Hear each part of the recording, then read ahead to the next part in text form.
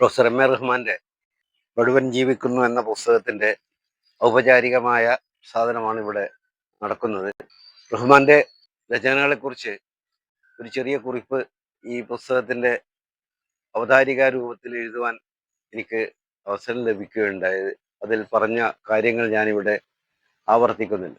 ഒന്ന് രണ്ട് ചെറിയ ചെറിയ വസ്തുതകൾ മാത്രം ചൂണ്ടിക്കാണിക്കാൻ ആഗ്രഹിക്കും. നമ്മുടെ സാഹിത്യം, വിശേഷാൽ ആഖ്യാന സാഹിത്യം, ഫിക്ഷൻ, ചെറുകഥ, നോവൽ എന്നൊക്കെ പറയുന്നത് വളരെ വിപുലമായ രീതിയിൽ പ്രചാരം ആർജിച്ചുകൊണ്ടിരിക്കുന്ന ഒരു കാലത്താണ് നമ്മൾ നിൽക്കുന്നത്. നോവൽ എന്ന് പറയുന്ന മാധ്യമം, കഥയെന്ന് പറയുന്ന മാധ്യമം ഒക്കെ ഒരു പുതിയ വഴിയിലേക്ക് മാറിയിട്ട്, അല്ലെങ്കിൽ പുതിയ രീതിയിലേക്ക് മാറിയിട്ട് ഒരു പക്ഷേ 1-2 ദശകമായിട്ടുണ്ടാവും.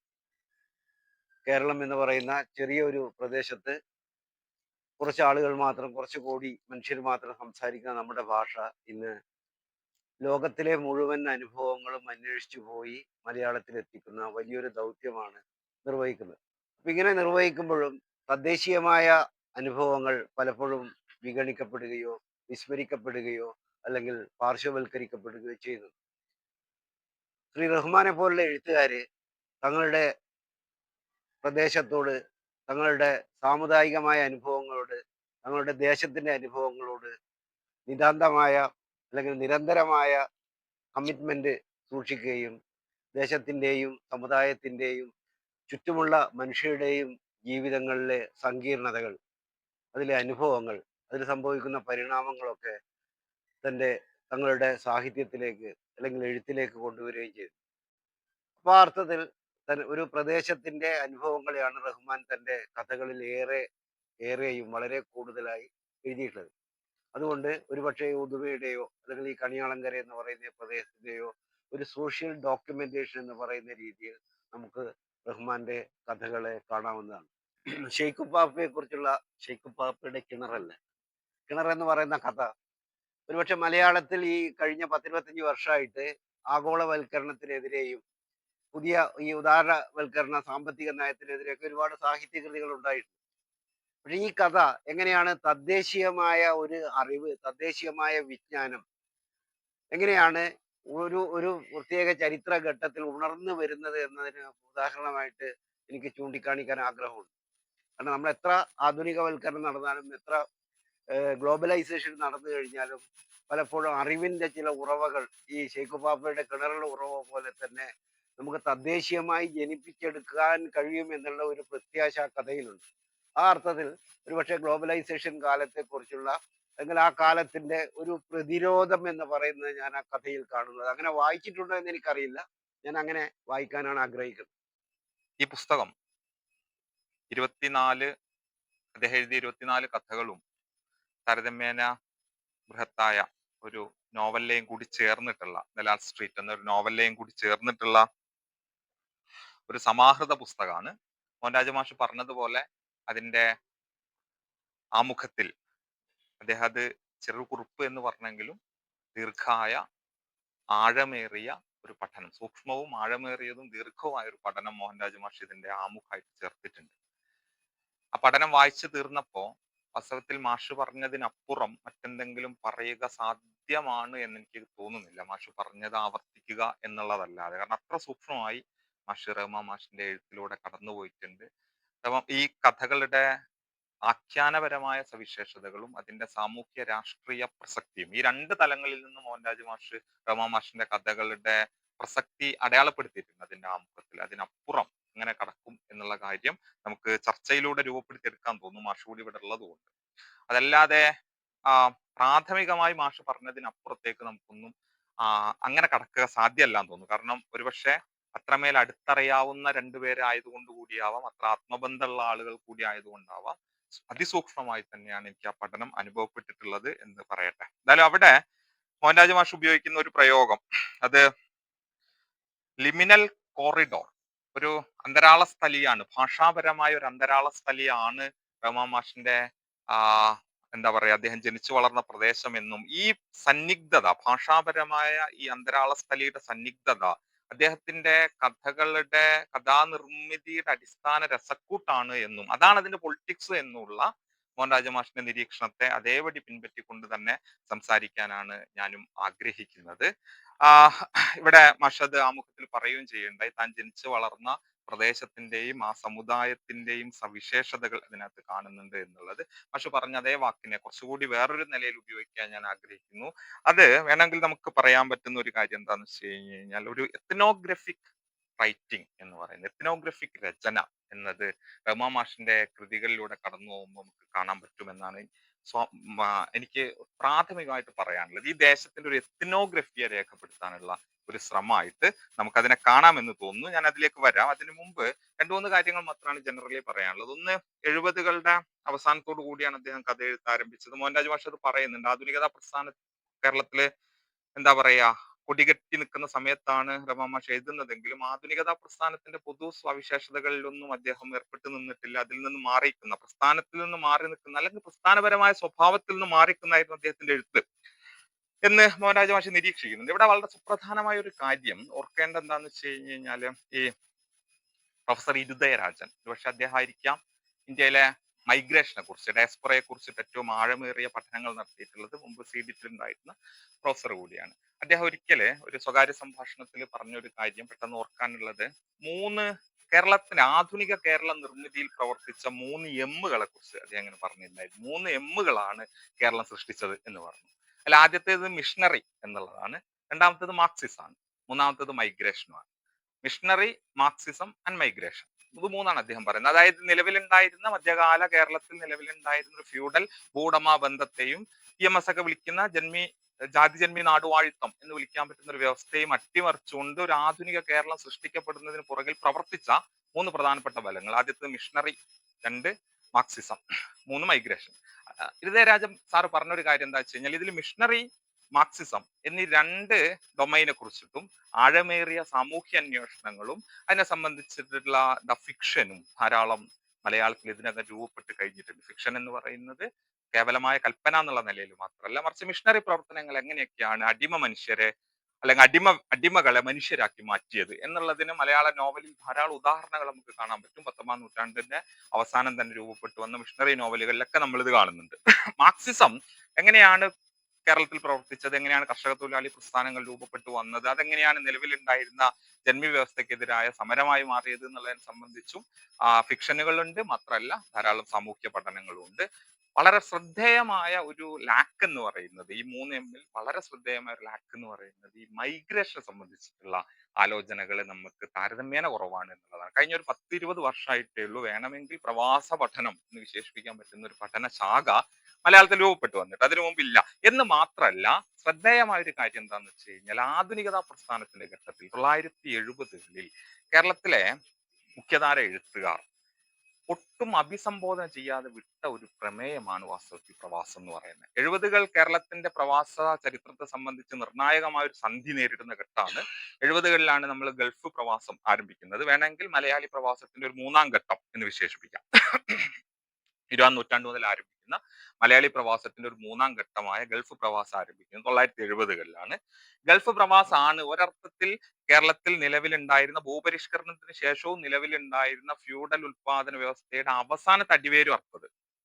അത് നമുക്ക് നമ്മുടെ മുഖ്യധാര സിനിമകളിലൊക്കെ, ജനപ്രിയ സിനിമകളിലൊക്കെ കാണാൻ പറ്റും. എങ്ങനെയാണ് ഫ്യൂഡൽ ഉൽപാദന രീതിയുടെ, ഫ്യൂഡൽ ഭൂവുടമ ബന്ധത്തിന്റെ അവസാനത്തെ ആണിക്കല്ലും ഗൾഫ് പ്രവാസം ഇല്ലാണ്ടാക്കിയത് എന്നുള്ളത്. ഇങ്ങനെ വലിയൊരു സാമൂഹ്യ മാറ്റത്തിന് ചാലകമായി മാറിയ, ഒരുപക്ഷെ മിഷണറി പ്രവർത്തനം പോലെയോ മാർക്സിസം പോലെയോ അതിൽ നിന്ന് ഒട്ടും കുറഞ്ഞതല്ലാത്ത നിലയിൽ ആധുനിക കേരള നിർമ്മിതിയിൽ പ്രവർത്തിച്ച ഈ ഒരു സാമൂഹ്യ ബലതന്ത്രത്തെ മലയാളത്തിന്റെ മുഖ്യധാര സാഹിത്യ ഭാവുകത്വം 1970-1990കളിൽ അഡ്രസ്സ് ചെയ്തിട്ടേ ഇല്ല എന്ന് പറഞ്ഞാൽ അതൊരു അതിശയോക്തിയല്ല എന്നതാണ് യാഥാർത്ഥ്യം. ഗൾഫ് പ്രവാസം നമ്മൾ പ്രവാസത്തെ കുറിച്ച് പിന്നീട് ആലോചിച്ചു തുടങ്ങുന്നത് വളരെ പിന്നീടാണ്. ഏകദേശം 21ാം നൂറ്റാണ്ടുകളിൽ എത്തുമ്പോഴാണ്. അത് മുകുന്ദന്റെ പ്രവാസം എന്ന് പറയുന്ന നോവലാണെങ്കിലും അല്ലെങ്കിൽ ബെന്യാമിന്റെ വിവിധ നോവലുകളൊക്കെ ആയിട്ട് 2000ത്തിന്റെ തുടക്കത്തിൽ മാത്രമാണ് നമ്മൾ പ്രവാസത്തെ കുറിച്ചിട്ട് ആലോചിച്ചു തുടങ്ങുന്നത് എന്ന സുപ്രധാനമായ കാര്യമാണ്. ഞാനിവിടെ പറഞ്ഞു വന്നത്, മലയാളി സാഹിത്യ ഭാവുകത്വത്തിന്റെ ഈ ഒരു പൊതു ധാരണയെ ചോദ്യം ചെയ്യുന്ന എഴുത്തുകൾ കാണാൻ പറ്റുന്ന ഏറ്റവും സുപ്രധാനമായ സ്ഥാനമായിട്ട് റഹ്മാൻ മാഷിന്റെ എഴുത്ത് ലോകത്തെ നമ്മൾ സ്ഥാനപ്പെടുത്തേണ്ടതുണ്ട് എന്ന് തോന്നുന്നു.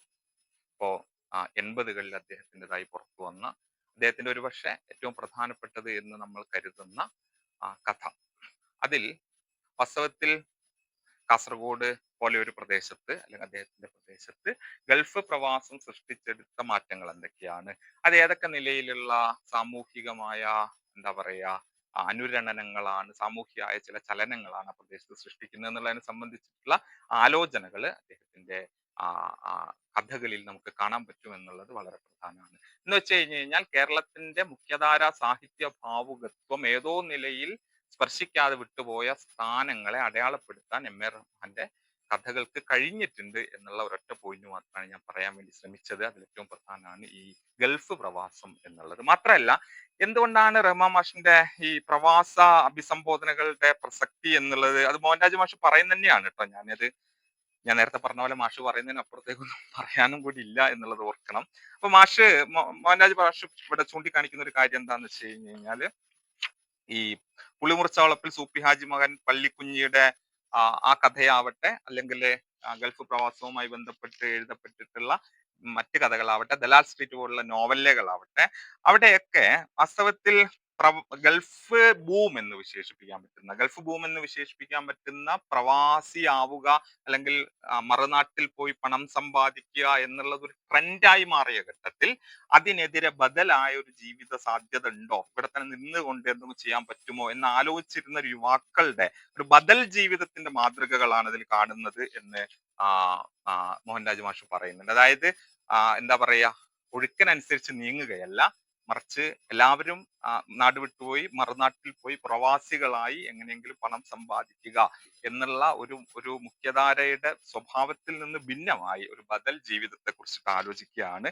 അദ്ദേഹത്തിന്റെ ഈ എന്താണ് പ്രവാസത്തെ സംബന്ധിച്ചുള്ള കൽപ്പനകൾ എന്നുള്ള സൂചന കൂടി നമുക്കിവിടെ പങ്കുവെക്കാം. മറ്റൊന്ന് മാഷ് തന്നെ പറയുന്ന കാര്യം അതുകൂടി ഒന്ന് പറയേണ്ടതുണ്ട്, ആഖ്യാനത്തിന്റെ സ്വഭാവം. അതായത് ഇത്രയും ഞാൻ പറഞ്ഞത് റഹ്മാൻ മാഷിന്റെ കഥകളുടെ സാമൂഹ്യ രാഷ്ട്രീയ പ്രാധാന്യമാണ്. ഒന്ന്, അത് പ്രവാസത്തെ ഭാവനാപരമായി അടയാളപ്പെടുത്തുന്നു. രണ്ട്, നേരത്തെ പറഞ്ഞതുപോലെ കാസർഗോഡ് പോലെയുള്ള വേണമെങ്കിൽ പ്രാന്തവൽക്കരിക്കപ്പെടുന്ന ഒരു സമൂഹത്തിന്റെ ജീവിതത്തെയും അവരുടെ എത്നിസിറ്റിയെയും സാഹിത്യത്തിൽ കൊണ്ടുവരുന്നു എന്നുള്ളത്.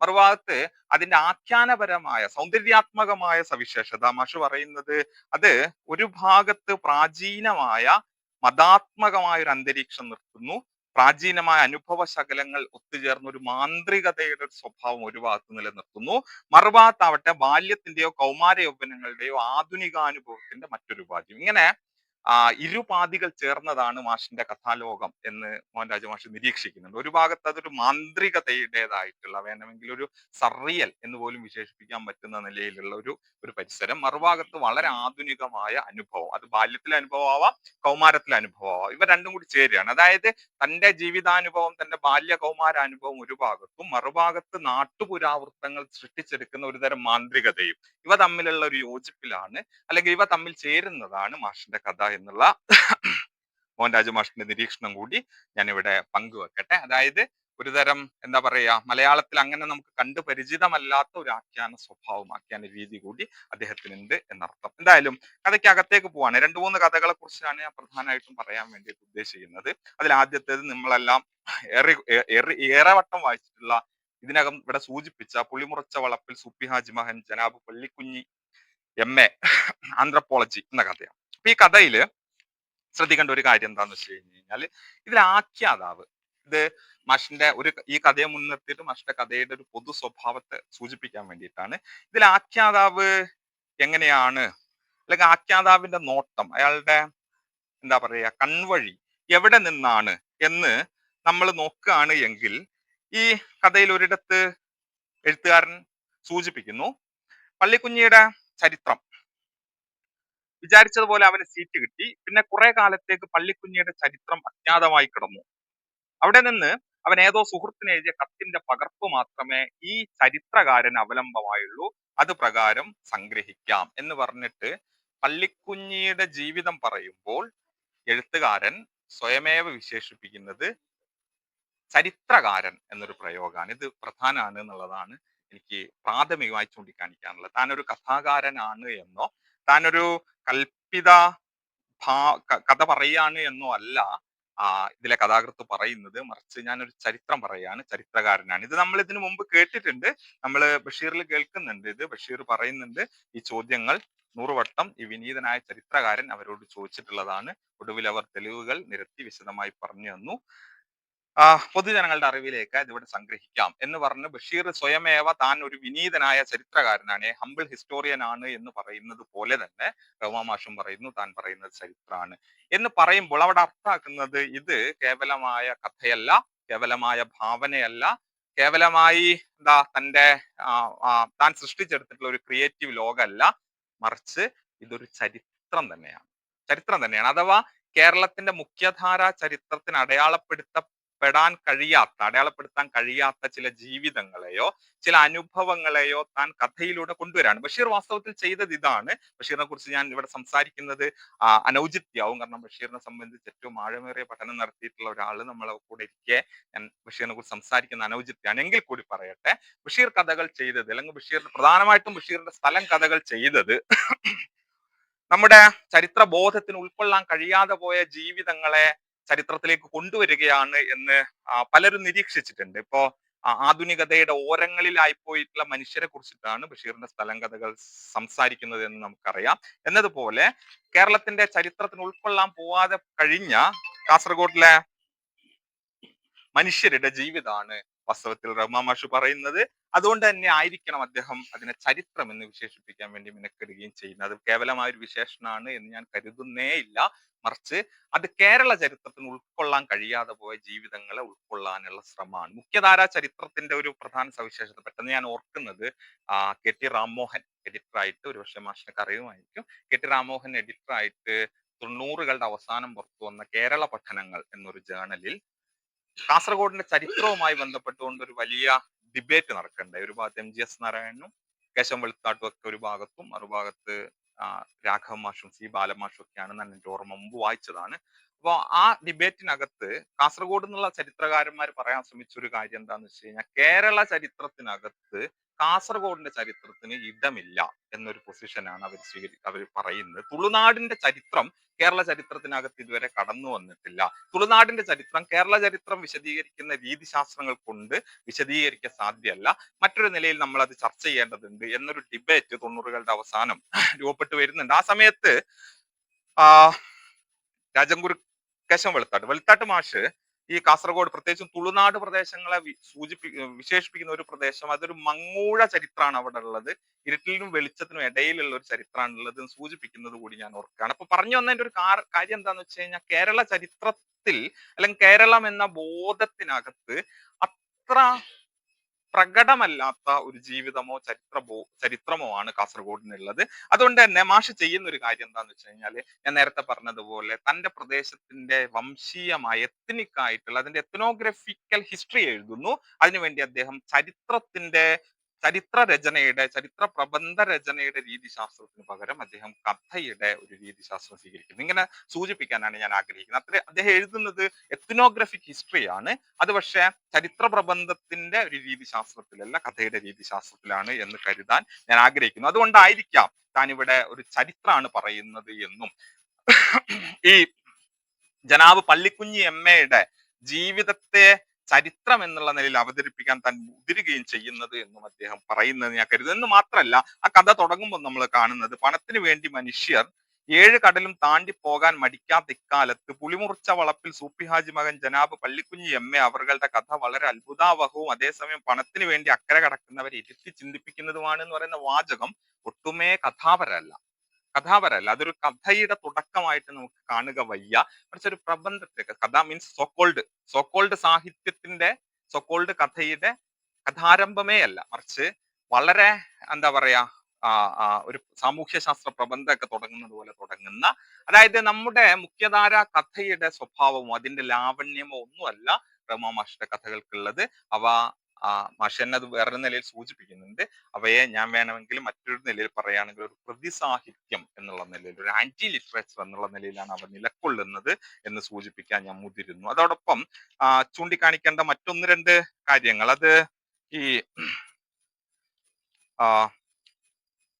യത്തീംഖാനയിൽ നിന്ന് ഒളിച്ചോടിയ കുട്ടി എന്ന ഒരു കഥ. ആ കഥയെ കുറിച്ച് കൂടി ഒന്ന് സൂചിപ്പിച്ചു പോകാൻ തോന്നുന്നു. യത്തീംഖാനയിൽ നിന്ന് ഒളിച്ചോടിയ കുട്ടി എന്ന കഥയില് നമ്മൾ കാണുന്നത് ആ നേരത്തെ മാഷ് പറഞ്ഞതുപോലെ വളരെ റിയലിസ്റ്റിക് എന്നോ അല്ലെങ്കിൽ വളരെ സാധാരണ നിലയിൽ കഥ പറഞ്ഞു പോകുന്ന കഥാകൃത്ത് ഒരു കഥയുടെ പകുതി പിന്നിടുന്നതോട് കൂടിയിട്ട് കഥയുടെ സ്വഭാവം മാറുകയും നേരത്തെ പറഞ്ഞ പോലെ മാന്ത്രികതയുടേതായ ഒരു അന്തരീക്ഷം കഥയിലേക്ക് കടന്നു വരികയും കഥയിൽ ഇസ്ലാമിക ചരിത്രത്തിലെ ഇസ്ലാമിക മിത്തിലൊക്കെയുള്ള മൂസാ നബി ചെങ്കടൽ പിളർത്തി എന്ന ഒരു ഒരു പുരാവൃത്തത്തെ ഒരു മിത്തിനെ കഥയിലേക്ക് കൂട്ടിച്ചേർക്കുകയും ഇങ്ങനെ യത്തീംഖാനയിൽ നിന്ന് ഒളിച്ചോടിയ അനാഥ ബാലൻ ഈ മൂസാ നബി ചെങ്കടൽ പിളർത്തിയതിന് സമാനമായി തൻ്റെ സൈക്കിളുമായി പുഴ പിളർത്തി കടന്നു പോകുന്ന ഒരു ദൃശ്യത്തിൽ ആ കഥ മുന്നോട്ട് നീങ്ങുകയും ചെയ്യുന്നത് അത് ആഖ്യാനത്തിന്റെ ഒരു ഒരു ഒരു അസാമാന്യമായ കയ്യൊതുക്കം നമുക്ക് അവിടെ കാണാം. ഞാൻ മാഷ് ഇവിടെ ഇരിക്കാതെ മാഷിനെ എന്താ പറയാ അങ്ങനെ എക്സാജറേറ്റ് ചെയ്ത് പുകഴ്ത്തി പറയല്ല, പക്ഷെ ഇത് ഒരു ഭാഗത്ത് വളരെ റിയലിസ്റ്റിക് ആയിട്ട് കഥ നീങ്ങുക എന്ന് വെച്ച് കഴിഞ്ഞാൽ നേരത്തെ പറഞ്ഞതുപോലെ ഒരു പ്രബന്ധം എഴുതുന്ന പോലെ ഒരു ഒരു ഒരു പിന്നെ എന്താ പറയാ ജേർണലിസ്റ്റിക് എന്നൊക്കെ വേണമെങ്കിൽ വിശേഷിപ്പിക്കാൻ പറ്റുന്ന വസ്തുസ്ഥിതി വിവരണം പോലെ കാര്യങ്ങൾ ഇങ്ങനെ പറഞ്ഞു പോകുന്ന വളരെ പെട്ടെന്ന് ഒരൊറ്റ ടേൺ എടുക്കുകയാണ്. അത് പെട്ടെന്ന് ഒരു മാന്ത്രികതയുടെ അന്തരീക്ഷത്തിലേക്ക് മാറുന്നു. ഇത് രണ്ടും ബാലൻസ് ചെയ്യാന്ന് പറഞ്ഞു കഴിഞ്ഞാൽ ഒട്ടും എളുപ്പമായ ഒരു കാര്യമല്ല. ഒരു ഭാഗത്ത് വസ്തുസ്ഥിതി വിവരണം പോലെയുള്ള ഗദ്യത്തിൽ എഴുതുകയും പെട്ടെന്ന് തന്നെ ആ ആഖ്യാനം ഒരു മാന്ത്രികതയുടെ അന്തരീക്ഷത്തിലേക്ക് മാറുകയും ചെയ്യുന്ന ഒരു ഒരു അസാമാന്യമായ കയ്യൊതുക്കം വാസ്തവത്തിൽ ഈ കഥയിൽ ഉണ്ട് എന്നാണ് എനിക്ക് തോന്നുന്നത്. അതിന്റെ ഒരു ആഖ്യാന സ്വഭാവം സൂക്ഷ്മമായിട്ട് ചർച്ച ചെയ്യപ്പെടേണ്ടത്. ഇത് ഈ കഥയിൽ മാത്രമല്ല, മിക്ക കഥകളിലും ഇങ്ങനെ ഉണ്ട്.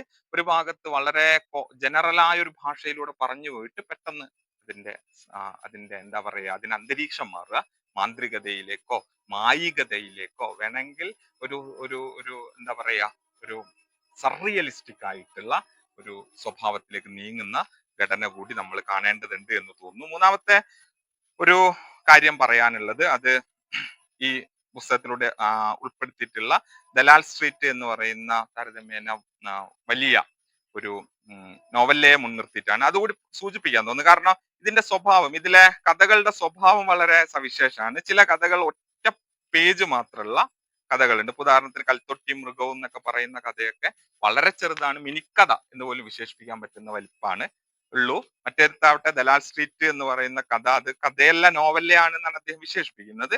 എങ്കിലും താരതമ്യേന ദീർഘായ കഥകളും അതിനകത്തുണ്ട്. നമ്മളിപ്പോ പറഞ്ഞ കഥയടക്കം പള്ളിക്കുഞ്ഞിയുടെ കഥയടക്കമുള്ള കഥ താരതമ്യേന ദീർഘമാണ്. അത് 10-12 പേജ് വരെ ഉണ്ട്. അപ്പൊ ഒരു പുറം മുതൽ 12 പുറം വരെയുള്ള ഭിന്നമായ വലിപ്പത്തിലാണ് കഥകൾ ഉള്ളത് എന്നുള്ളതും ശ്രദ്ധാർഹമായ ഒരു സംഗതിയാണ് എന്ന് തോന്നുന്നു. എന്തായാലും ദലാൽ സ്ട്രീറ്റിലേക്ക് വരികയാണ് എങ്കിൽ ദലാൽ സ്ട്രീറ്റിൽ നമ്മൾ കാണുന്നത് ഒരു ഗൾഫ് റിട്ടേണി ആയിട്ടുള്ള ഒരാളും അയാൾ നേരിടുന്ന മാനസികമായ പ്രതിസന്ധികളും ഒക്കെയാണ്.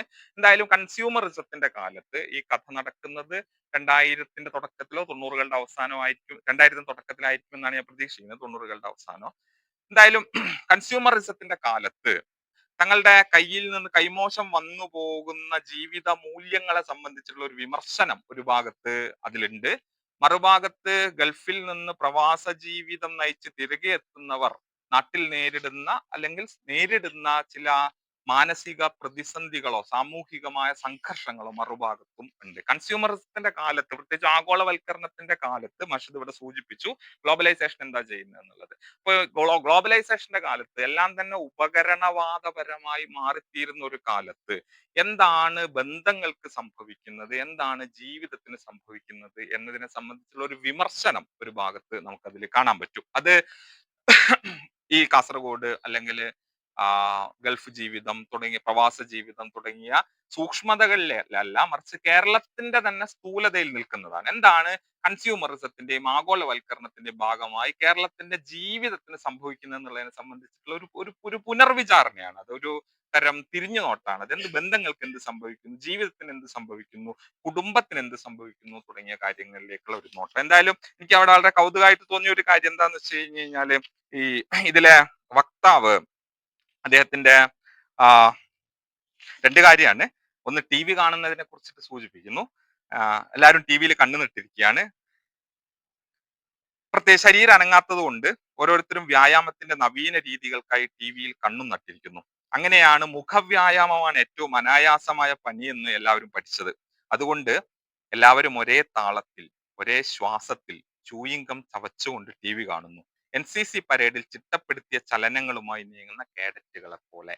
എന്താണ് ആഗോളവൽക്കരണാനന്തര ഇന്ത്യൻ കേരളീയ സമൂഹത്തിന്റെ സ്വഭാവം എന്നുള്ളതിനെ സംബന്ധിച്ച് സൂക്ഷ്മമായ ഒരു രാഷ്ട്രീയ വിമർശനമാണ് വാസ്തവത്തിൽ ആ വാചകങ്ങളിൽ ഉള്ളത് എന്നാണ് ഞാൻ കരുതുന്നത്. എന്താ സംഭവിക്കുന്നത് വളരെ അച്ചടക്കപ്പെടുത്തപ്പെട്ട NCC കേഡറ്റുകളെ പോലെ ചോദ്യം ചെയ്യലുകളില്ലാത്ത, ഭരണകൂടത്തെ അതേപടി അനുസരിക്കുന്ന, എതിരഭിപ്രായങ്ങളില്ലാത്ത, ഡിസന്റുകൾ ഇല്ലാത്ത ഒരു ജനതയെ സൃഷ്ടിച്ചെടുക്കുന്നു എന്നുള്ളത് മാഷ് അതിസൂക്ഷ്മമായ നിലയിൽ അവിടെ വിമർശനം ഉന്നയിക്കുന്നത്. ഇത് വാസ്തവത്തിൽ എത്രമേൽ ശരിയാണ് എന്നുള്ളത് 10-25 വർഷത്തിന് ശേഷം തിരിഞ്ഞു നോക്കുമ്പോൾ നമുക്ക് അറിയാൻ പറ്റും. എന്താണ് സംഭവിച്ചുകൊണ്ടിരിക്കുന്നത്? കഴിഞ്ഞ 10-25 വർഷത്തിനിടെ കേരളത്തിൽ, ഇന്ത്യയിൽ സംഭവിച്ചുകൊണ്ടിരിക്കുന്ന ഏറ്റവും പ്രധാനപ്പെട്ട രാഷ്ട്രീയ മാറ്റം എന്ന് പറയുന്നത് ഭരണകൂടത്തെയോ വ്യവസ്ഥയെയോ അതേപടി അനുസരിക്കുന്ന, ഒരു ചോദ്യവും ഉന്നയിക്കപ്പെടാത്ത, ഒരു വിമർശനം ഉന്നയിക്കപ്പെടാത്ത, നമ്മളിവിടെ കാണുന്ന പോലെ ഒരു റിസീവിങ് എൻഡ് മാത്രമായി പ്രവർത്തിക്കുന്ന ഒരു കൂട്ടത്തെ സൃഷ്ടിച്ചെടുക്കുക, ആൾക്കൂട്ടത്തെ സൃഷ്ടിച്ചെടുക്കുക, മാസിഫിക്കേഷൻ ഓഫ് സൊസൈറ്റി എന്ന് ചിന്തകരൊക്കെ പറയുന്ന നിലയിലുള്ള ഒരു സ്വഭാവം കഴിഞ്ഞ 20 കൊല്ലമായിട്ടെങ്കിലും നടക്കുന്നുണ്ട്.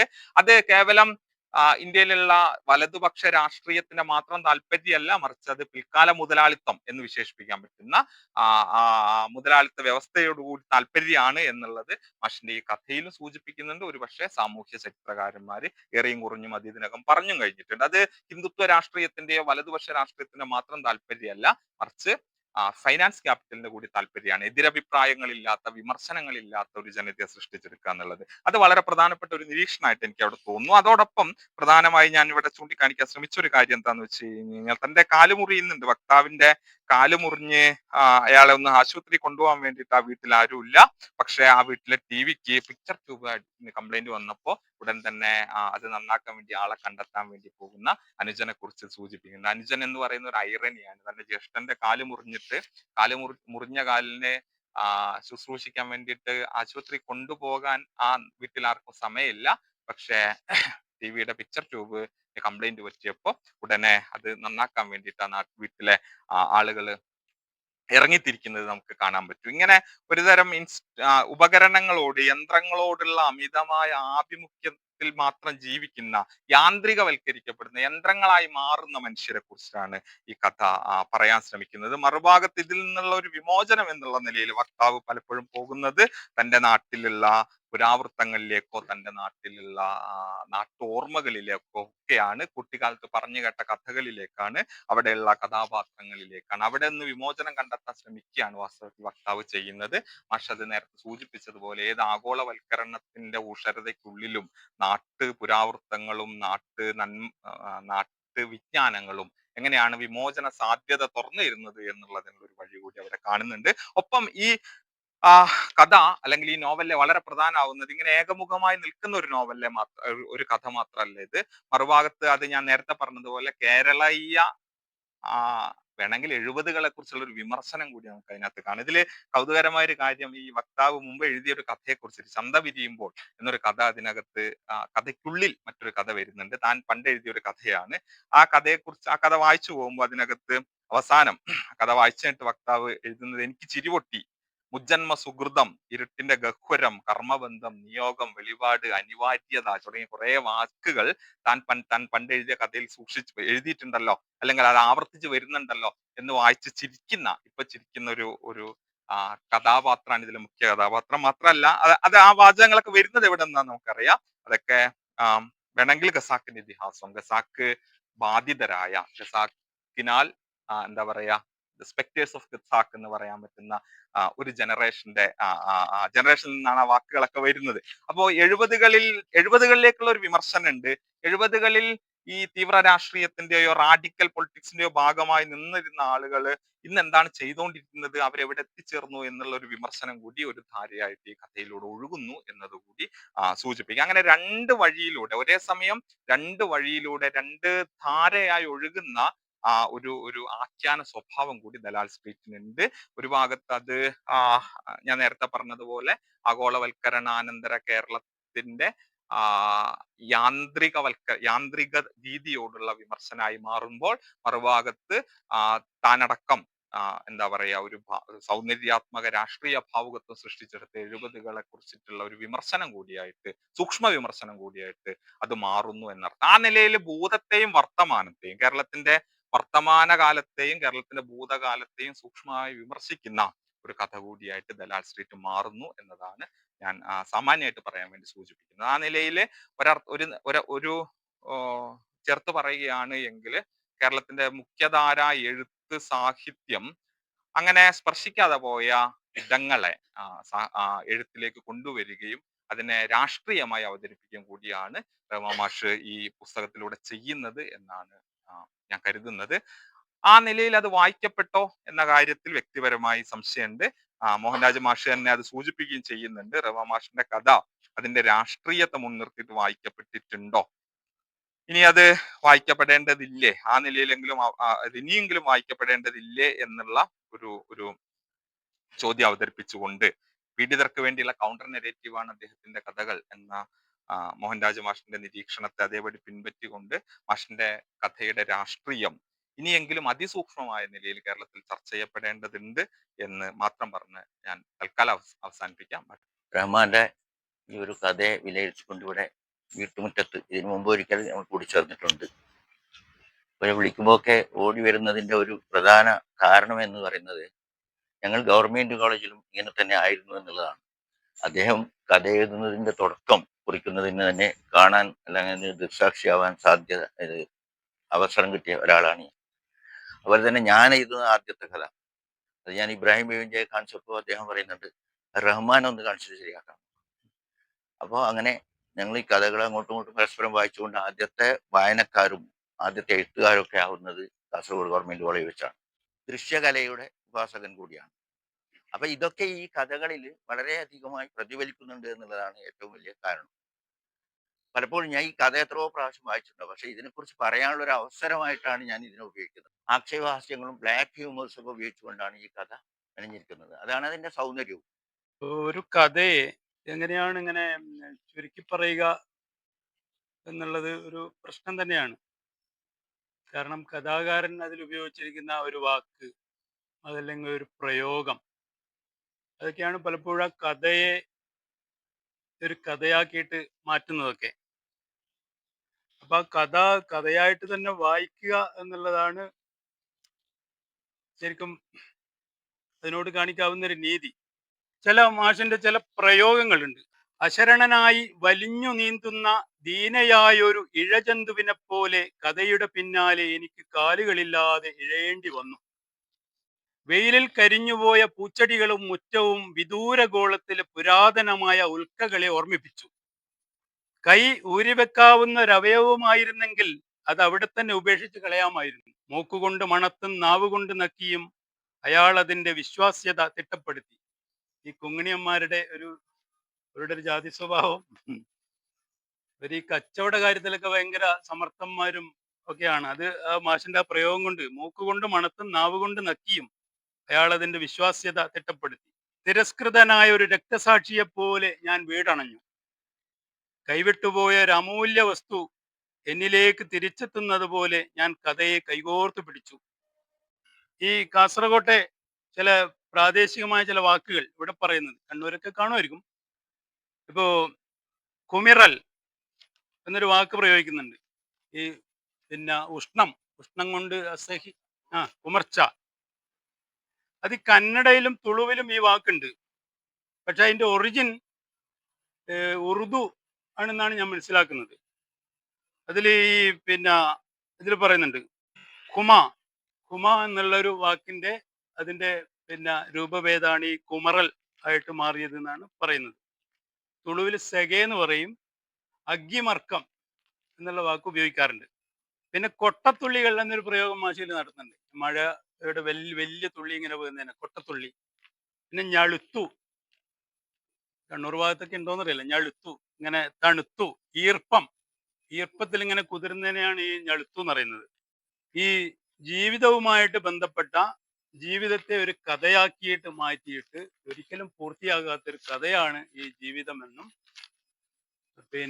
ഒക്കെയുള്ള ഒരു വലിയ ദാർശനിക സമസ്യയാണ് ഈ കഥയിലൂടെ മാഷ് പറയാൻ ശ്രമിക്കുന്നത് എന്നാണ് എൻ്റെ ഒരു വായനയിൽ മനസ്സിലായത്.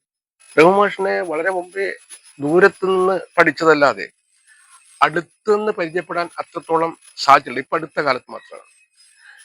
ബഷീർ ദമാൻ ആ ഡോക്യുമെന്ററി ഞാൻ വളരെ സൂക്ഷ്മമായ നിരീക്ഷണത്തോടു കൂടിയാണ് അദ്ദേഹത്തിന്റെ പിന്നെ എൻഡോസൾഫാൻ ഡോക്യുമെന്ററി, പിന്നെ MT വാസുദേവൻ നായരുടെ ആ ഡോക്യുമെന്ററി, ഇങ്ങനെ പല ഡോക്യുമെന്ററികൾ ഞാൻ കാണും. ഇതിപ്പോ ഞാൻ പിന്നെ എനിക്ക് മനസ്സിലായത് രഘുവൻ മാഷ് വെറും ഒരു കഥാകൃത്തല്ല, അദ്ദേഹം ഒരു സർഗാത്മക ബുദ്ധിജീവി എന്ന് പറയാം. അദ്ദേഹം വളരെ ചെറുപ്പത്തിൽ തന്നെ നാടകത്തെ കുറിച്ച് പഠിക്കുകയും നാടകം എഴുതുകയും അവതരിപ്പിക്കാൻ വേണ്ടി ശ്രമിക്കുകയും ചെയ്തു എന്നുള്ളൊരു വസ്തുതയുണ്ട്, നമുക്കാർക്കും വലിയ അറിയാത്തത് എനിക്ക് തോന്നുന്നത്, വളരെ ചെറുപ്പത്തിൽ. പിന്നെ അതിനുശേഷം ചിത്രകല കുറിച്ച് പഠിക്കുകയും ഈ നിറം ഉണ്ടാക്കാൻ വേണ്ടിയിട്ട് നമ്മുടെ കമ്മ്യൂണിസ്റ്റ് പച്ച, മറ്റ് മഞ്ഞള് ഇതൊക്കെ അരച്ചിട്ട് ചിത്രം ഉണ്ടാക്കാൻ വേണ്ടി കളർ ഉണ്ടാക്കിയതായിട്ടും അദ്ദേഹം തന്നെ പറഞ്ഞിട്ടുണ്ട്. അപ്പൊ അതുപോലെ തന്നെ അദ്ദേഹം പിന്നെ എന്താണ്, ലേഖനങ്ങളായാലും സർഗാത്മക മറ്റ് പ്രവർത്തകനം ആയാലും ഒരു ആക്ടിവിസ്റ്റ് എന്ന നിലയിലും ഒക്കെ മനുഷ്യ സ്നേഹത്തിന്റെ മാനുഷികതയുടെ ഒരു പ്രത്യേക അവസ്ഥയിലൂടെ കടന്നുപോയ വ്യക്തിയാണ്. ഒരു കഥാകൃത്ത് എന്ന് മാത്രം കാണേണ്ട, അതിൽ മാത്രം ചുരുക്കേണ്ട ഒരു വ്യക്തിയല്ല MA രഘുവൻ മാഷ് എന്ന് എനിക്ക് തോന്നിയിട്ടുണ്ട്. ഈ ഷേക്സ്പിയറിന്റെ ടെമ്പസ്റ്റ് എന്ന നാടകത്തിൽ പ്രോസ്പെറോ ഒരു പ്രത്യേക ദ്വീപിലേക്ക് എത്തുന്നത് കാലിബാനെ സംസ്കാരം പഠിപ്പിക്കാനും ഭാഷ പഠിപ്പിക്കാനും ആണ് എന്ന് അതിൽ ഒരു നിരൂപണമുണ്ട്. അപ്പോ ഈ തെക്കൻ ഭാഗത്തു നിന്ന് വരുന്ന അധ്യാപകരും അവിടുത്തെ സാംസ്കാരിക പ്രവർത്തകരും നമ്മൾ വടക്കോട്ടുള്ളവരെ സംസ്കാരം പഠിപ്പിക്കാനും ഭാഷ പഠിപ്പിക്കാനുമാണ് വരുന്നത് എന്നുള്ള ഒരു കൊളോണിയൽ ചിന്ത സ്വാഭാവികമായിട്ടും ഈ മലയാളത്തിന്റെ എന്താണ് ഇസ്ത്രീയിട്ട ഭാഷ സംസാരിക്കുന്ന മനുഷ്യർക്കുണ്ടായിട്ടുണ്ട്. അതുകൊണ്ട് തന്നെ ആരോ ഒരാൾ പറഞ്ഞിരുന്നു, സാറേ എഴുതിയിട്ടുണ്ട് MA റഹ്മാൻ ഭാഷ അറിയില്ല എന്ന് ഒരു തെക്കൻ ഭാഗത്തുള്ള ഒരു എഴുത്തുകാരൻ പറഞ്ഞായിട്ട് അത് ഞാൻ വായിച്ചു. അത് എന്തുകൊണ്ട് അങ്ങനെ പറഞ്ഞു എന്ന് വെച്ചാൽ ഭാഷ എന്ന് പറയുന്നത് എന്താണ് എന്ന് കൃത്യമായിട്ട് അറിയാവുന്ന ഒരു വ്യക്തിയാണ് റഹ്മാൻ മാഷ്. അത് വെറും കമ്മ്യൂണിക്കേഷനുള്ള ഒരു ഉപാധി മാത്രമല്ല, അത് സംസ്കാരത്തെ സമന്വയിപ്പിക്കേണ്ട, സംസ്കാരത്തെ എന്താണ് മറ്റുള്ളവരിലേക്ക് എത്തിക്കേണ്ട ഒരു സാംസ്കാരിക ഉപാധിയാണ് എന്നുള്ള കൃത്യമായിട്ടുള്ള അറിവ് MA റഹ്മാൻ മാഷിക്ക് ഉണ്ടായിരുന്നു. ആ സാംസ്കാരിക അറിവിൽ നിന്നാണ് അദ്ദേഹം അദ്ദേഹത്തിൻ്റെതായിട്ടുള്ള ഭാഷ തിരഞ്ഞെടുത്തത് എന്നുള്ളതാണ് വളരെ പ്രധാനപ്പെട്ട ഒരു കാര്യം. മാഷിനെ ഒരു 25 വർഷം മുമ്പേ എന്റെ വിദ്യാലയത്തിലേക്ക് ക്ഷണിച്ചത് ബഷീർ ദ മാൻ ഡോക്യുമെന്ററി പ്രദർശനവും മാഷ് അതിനെ കുറിച്ച് സംസാരിക്കുന്ന ഒരു അവസ്ഥയുണ്ട്. പിന്നെ കന്യാളങ്കര എന്റെയും കൂടി നാടാണ്. കന്യാളങ്കരയിലെ ചന്ത മാഷ് പല പുസ്തകങ്ങളിലും പ്രതിപാദിച്ചിട്ടുണ്ട്. ആ ചന്തയാണ് ഞങ്ങളുടെ മാള്, ഇന്നത്തെ വാക്കിൽ പറഞ്ഞാലും മാള്. അപ്പൊ എന്തും നമുക്കൊരു മാസത്തേക്ക് അല്ലെങ്കിൽ കുറച്ച് മാസങ്ങളിലേക്ക് വേണ്ട എന്തും വാങ്ങിക്കൊണ്ടുവന്ന കന്യാളങ്കരയിലെ ആ ചന്തയിലെ കഥ നാട്ടുകാർ പറഞ്ഞ് പരമ്പരാഗതമായി പറഞ്ഞറിയാം. തൊട്ടു മുമ്പേ ഉണ്ടായ ഒരു പുസ്തകം DC ബുക്ക് ഇറക്കിയ കിതാബ് മഹൽ എന്ന പുസ്തകം, ആ പുസ്തകത്തിന്റെ കോപ്പികൾ ഇപ്പോൾ കിട്ടാനില്ല എന്ന് പറയുന്നു. പലരും ആവശ്യപ്പെടുന്നു, വായനക്കാർ തേടിപ്പോകുന്നു, പക്ഷെ പുസ്തകം കിട്ടാത്ത ഒരവസ്ഥ നിലവിലുണ്ട്. ആ പുസ്തകത്തില് എല്ലാ കഥകളും വായിച്ചു, മനോഹരമാണ്. എനിക്ക് വീണ്ടും വീണ്ടും എന്നെ വായിപ്പിച്ചുകൊണ്ടിരിക്കുന്ന മറ്റൊരു കഥ എന്ന് പറയുന്നത് പോയിസൺ എന്നൊരു കഥയാണ്. വളരെ ചെറിയ കഥയാണ്. ആ കഥയില് സിനിമയുണ്ട്, ആ കഥയില് നാടകമുണ്ട്, ആ കഥയില് ഞങ്ങളുടെ നാടുണ്ട്, എല്ലാം ഉണ്ട്. നാടിന്റെ സുഗന്ധമാണ് അതിൽ മുന്നേ നടക്കുന്നത്. പിന്നെ അതിൻ്റെ ഒരു ഒഴുക്ക് എങ്ങനെയാണ്, എനിക്ക് തോന്നുന്നത് ഒരു വലിയൊരു നോവലാവേണ്ട ഒരു കഥയെ വളരെ ചുരുക്കി വളരെ ചെറിയ ഒരു ഒരു 1-2 പേജുകൾ കൊണ്ട് ആ കഥയെ ഒതുക്കാനുള്ള നേരത്തെ നിങ്ങൾ സൂചിപ്പിച്ച ആ ക്രാഫ്റ്റ് അത്ഭുതപ്പെടുത്തുന്നതാണ്. അപ്പൊ കന്യാളങ്കരയെ കുറിച്ച് എത്ര പറഞ്ഞാലും മതി വരാത്ത മാഷ്. ഈ കന്യാളങ്കരക്ക് അവർക്ക് അത്തർ, ഇവിടെ അത്ര കച്ചവടമാണ് മെയിനായിട്ട് കാണുന്നത്. അപ്പൊ അത്ര താല്പര്യമുള്ള വിഷയമല്ല, അത്ര പിരിസം പോരാ. കാരണം കന്യാളങ്കര തന്നെ ഒരു അത്തറാണ് എന്നാണ് മാഷ് പറഞ്ഞു. അത്രയ്ക്ക് സുഗന്ധം പേറുന്ന ഒരു പ്രദേശം. അതിലൊരു കോട്ടുണ്ട്, കോട്ട് ഊരിത്തന്ന് ഉപ്പ അത്തർ വെട്ടി എന്നെ ഏൽപ്പിച്ചു. അപ്പൊ അതൊരു തലമുറയുടെ ഒരു കൈമാറ്റം കൂടിയാണ്. ഈ സുഗന്ധം, ഈ നാടിന്റെ സുഗന്ധം നീ എന്നെ പേറണം, നീ കൊണ്ടു നടക്കണം എന്ന് പറഞ്ഞ് തന്നെ ഏൽപ്പിക്കുന്നു. താൻ അതാവുന്നത്ര രീതിയിൽ അത് വിതരണം ചെയ്യുന്നു. അതായത് ഗൾഫിൽ നിന്ന് വരുന്ന മകൻ കൊണ്ടുവരുന്ന അത്തർ, അതിന്റെ പേര് ചോദിക്കുമ്പോൾ എന്താണ്, ഉപ്പ ചോദിക്കുകയാണ് മോനോട്, പേരെന്താണ് മോൻ്റെ? അത് പോയിസൺ എന്ന് പറഞ്ഞാൽ വിഷം. അപ്പൊ വിഷാണോ മോനെ നീ എൻ്റെ മേലെ പുരട്ടിയത് എന്ന് ചോദിക്കുമ്പോൾ, അതതിൻ്റെ പേരാവുപ്പാ. ആ വിഷം ഒരു ഭാഗത്ത് ഗന്ധമായി വരുന്ന സമയത്ത് അപ്പുറത്ത് മുന്നിലൂടെ അതിന്റെ ചിത്രം നോക്കുക, ഒരു മുനിസിപ്പാലിറ്റി വണ്ടി നാറ്റവുമായി മുന്നോട്ട് നടക്കുകയാണ്. അത്രയ്ക്ക് നമ്മുടെ പ്രകൃതിക്ക്, നമ്മുടെ പരിസരത്തിന് ഉണ്ടായ ഒരു നാശം, ഒരു നഷ്ടം, കാലത്തിന് വന്ന ഒരു കേട് ഒക്കെ ഒരു ചിത്രീകരിക്കുന്ന ഒരു വളരെ മനോഹരമായ കഥയായിട്ടാണ് എനിക്കത് അനുഭവപ്പെട്ടത്. വായിച്ചാലും മതി വരാത്തത് അതുകൊണ്ടാണ്. മാഷ് കഥയിലൂടെ അതുപോലെ തന്നെ മാഷിൻ്റെ സാഹിത്യത്തിലൂടെ എഴുത്തിലൂടെ ഒക്കെ തന്നെ ഏറിയും കുറഞ്ഞും ഒരു അബദ്ധസഞ്ചാരം നടത്തിയിട്ടുള്ള ഒരു സാധാ വായനക്കാരനാണ് ഞാൻ.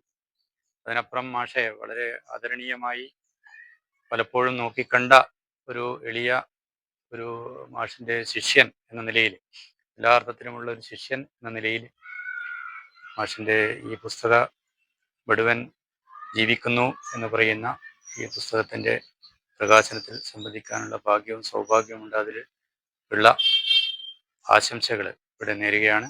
എല്ലാവിധ ഭാവങ്ങളും ആശംസകളും നേരുകയാണ്. നന്ദി, നമസ്കാരം.